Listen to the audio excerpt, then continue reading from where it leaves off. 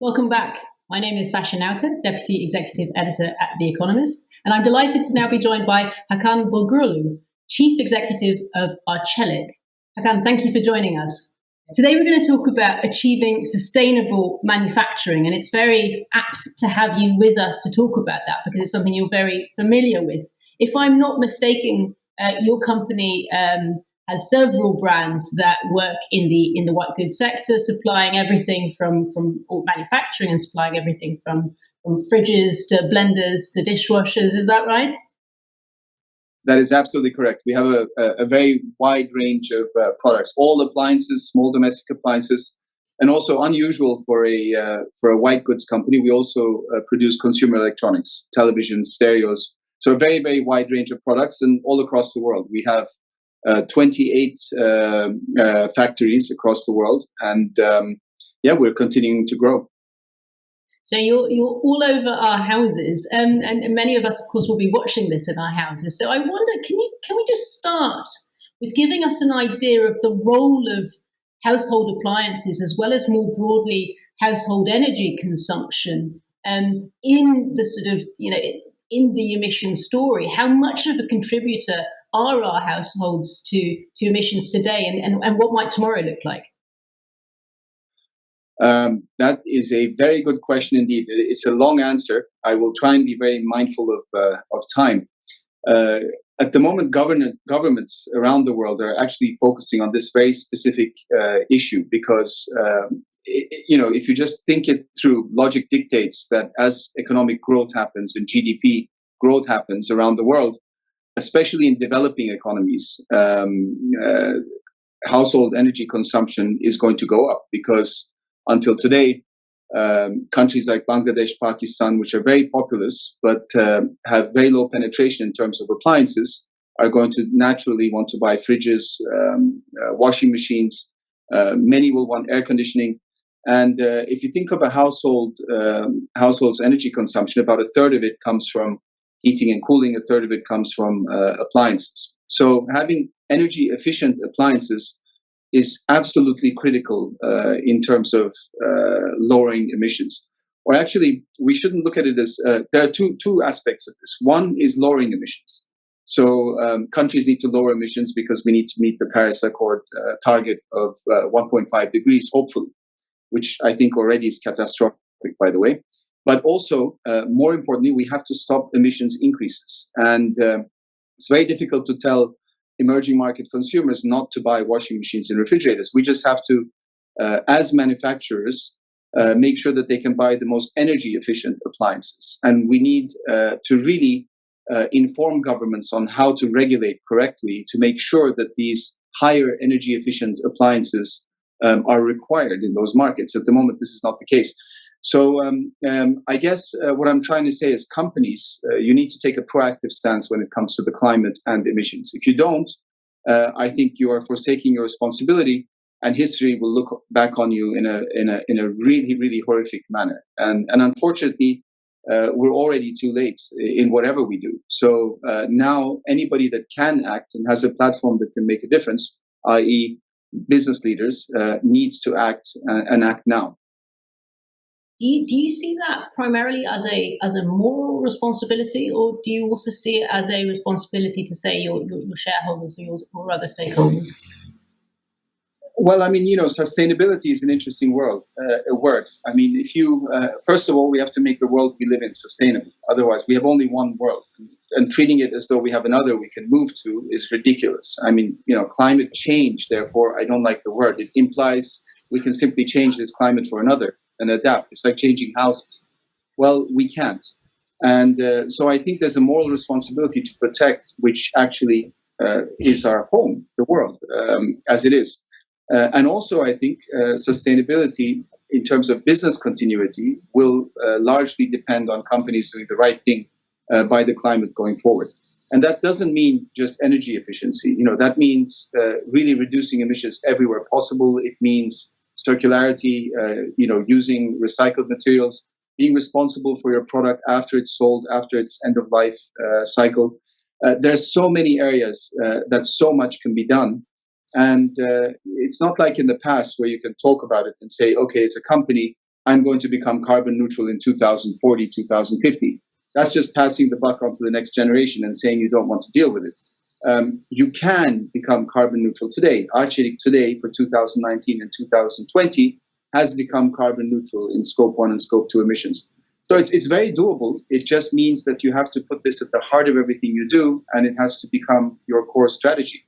And I believe the business payoff, by the way, will be substantial also. I mean, I think consumers will respond very strongly to companies who are doing the right thing.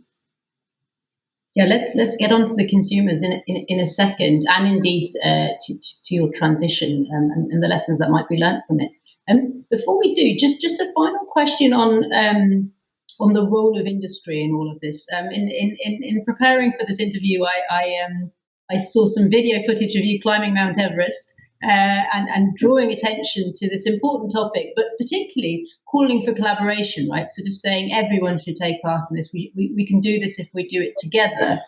And I wonder where you see industry's role. I mean, industry is a big word here, but particularly, I don't know, the manufacturing side of things. Where is the role of the private sector in all of this versus the role of government, say, and regulators? Does it all start with governments needing to set clear rules and then industry will follow, or do you see a different role for the private sector? I personally envision a leadership role, but not everybody sees it this way. We need governments to regulate and lead the way, for sure, because they set the framework for this and they make the general regulations that companies have to follow. The problem is that often governments are behind the curve at the moment. I mean, as Turkey, we have just announced we're ratifying the Paris Accord, for example, at the last minute before Glasgow COP26. But I think companies, by being proactive, can make a real difference. Let me give you an example. I mean, we all have to work together, don't get me wrong, but that should not stop us from doing the right thing where we can. I became aware some time ago about microfibers being washed into our oceans, and it was totally luck that I found out about this. And when I dug into it in detail, I found that actually every wash you do with your washing machine, because of synthetic yarns used in fast fashion, can dump up to 1 million microplastics into the oceans, and no municipality can filter these. Our R&D worked a few years tirelessly, and we invested money, effort, time on this, and we came up with a filter, which is recyclable, that catches 95% of fibers. Now, this may sound something very simple, but it's actually huge because we are consuming the fish that are consuming those fibers, and the oceans are full of microplastics that can't be cleaned. We have to stop it before it gets into the oceans. Now, most of our industry argued that that's not our problem. It's fast fashion's problem, or it's the synthetic yarn manufacturer's problem. But if we can do something about it, we need to do something about it. That's the position of responsibility I'm talking about. We could have easily chosen to make this a commercial advantage, but instead we open sourced the IP and we challenged our competitors to use it. And I'm really happy to say that many governments now are regulating that this or similar filters are used in all washing machines in a few years. Now, they say 2024, 25. I still find these timelines way too long. I think we're past the tipping point, by the way. This was one example. And Everest was a simple attempt, actually, at trying to raise awareness on what's happening to the glaciers in the Himakal Basin. You know, the 2 billion people depend on the water from those glaciers. 30 to 50% of those glaciers have disappeared. If the rest disappear, 2 billion people who depend on those waters will have to move. When we're talking about the impact of climate, humanity has not lived through such catastrophic events. I mean, 2 billion people getting up and moving onto other people's lands doesn't end well. I mean, just look at the Syrian conflict. So I think we just have to be a bit more forward-thinking and really raise awareness of the dangers of what's coming and force action today. I'm a firm believer of that. And this is why I'm in New York at the moment around the UN gathering, trying to actually get together with CEOs to get businesses to become much more proactive in changing, lowering emissions and focusing on scope 3 emissions, which are going to make the big difference. You teed me up perfectly there, because indeed, talking of action, as you mentioned, your company became carbon neutral in scope 1 and 2 emissions, I believe, last year. But I guess 3 is the big challenge now, isn't it? Could you, part of the session is supposed to be giving our audience some takeaways here. Could you share maybe one or two lessons about how you managed to become carbon neutral in scope 1 and 2, and particularly, secondly, what you are doing to try to eliminate your scope 3 emissions. I'll quickly just try and focus on scope 1 and 2 and what they are to be able to define scope 3. Scope 1 and 2 are the emissions you cause in your manufacturing processes, essentially the energy you use, the materials you use in your production processes. Now, becoming carbon neutral in all manufacturing operations across the globe is not an easy thing, but can be done by A, reducing emissions, and B, using carbon credits. And carbon credits you can accumulate by, for example, in our case, selling much more energy efficient refrigerators voluntarily than is required. And then you can accumulate the difference because they consume much less energy. This is not the only way. We have built giant recycling facilities. One of the biggest problems is appliances. It's a good thing to change the appliances because the new ones consume much less energy. But it's a bad thing because you're wasting all of that material that has been used in the first place. And this problem had really bothered us for a long time. So when we started selling new appliances, we started collecting the old ones and giving a discount to the owner who gave us the old appliance at our cost, then recycling this appliance. And to date, we've recycled more than 1.5 million of these appliances. It's a Mad Max-like facility, 50 meters tall, chews them up. But in the end, you recover 95% of the materials, and we use them back in our production processes. So there are many ways you can achieve carbon credits, and they are a good thing because they incentivize companies to do the right thing. However, we are neutral in scope 1 and scope 2 emissions across the globe, but that is only 2% of the emissions we cause as Arçelik. You won't hear many CEOs talking about this because it's not in their interest.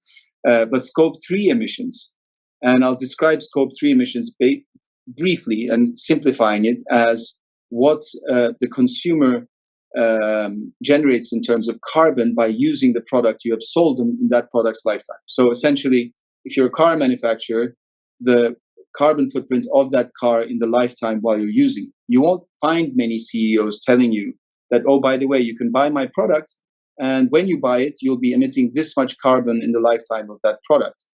It's a bit like Pandora's box, but if we are going to tackle what's ahead of us, this is absolutely what we have to address. And Science-Based Targets Initiative is a great organization that is tracking scientifically what companies are doing. And here, companies are now making commitments for 2030 reductions. We have made very significant commitments for scope 3 reductions. At the moment, it's 15%. But we are working to a much larger commitment than that. That will require innovation. It will require using technologies which don't exist today. But I believe that without committing to those, or at least without committing to investing in those, we won't be able to keep the climate warming below 1.5 degrees. So at Arçelik, we're really shaping all our strategy, all our investments around reducing our scope 3 and, by the way, all our other emissions together. So that means investing in renewable energy. It means electrifying everything. It means getting all of our energy from renewables. And where it's not possible, investing in renewables. Today, all of our factory plant roofs are scheduled to become solar power generating surfaces in the next 2 years because it's easy. Returns are quick, by the way, it makes good business sense, and it helps you clean up your act. So, definitely, we're on the right path, but we're not there. It's going to take a lot more effort and investment and focus. Just a brief one for listeners who perhaps also work in your sector but are much earlier in their journey, who are just starting to think about how to make their manufacturing and their supply chain more sustainable. If you could just give them one practical tip of where to start, it doesn't have to be comprehensive. What would you tell them? I would definitely say focus on carbon credits quickly. So see where you can accumulate carbon credits, because I sit on the World Bank High Commission for carbon pricing, and I think that's really the only solution for the world going forward. There has to be a carbon trading mechanism which actually puts a price on emissions, and this price needs to be global. There can be adjustments, but this to me is the only solution going forward. So if you're a company trying to think of what you can do to get on the right side of history, as I say, I would focus on how you can create carbon credits to use later. It's important now because it's easier. It will get tougher. It will get more expensive. Second, reduce your emissions in every possible way. Electrify everything, and then make sure you're getting as much as possible, if not all, your energy from renewable sources. And invest in renewable energy. Just because you're a widget manufacturer doesn't mean you can't invest in producing your own energy. If you have a factory surface where you have a solar footprint, put on solar panels. If regulation, allows, buy directly from solar power generators. But I think you also have to look at recyclability, packaging. There's so many angles to this. At the moment, I'm horrified. I don't order anything online, which means I don't shop, because I just can't stand the packaging that I receive. And, we can't, these are very simple problems to fix with the right focus. So if you're producing products, please have a look at the packaging and make sure it's recyclable. Make sure it's made from recycled materials. It's actually relatively easy and quick once you start thinking about it and focusing on it. I share your aversion to the packaging story there, actually, and it puts me to mind to the question of where consumers come into all of this. I mean,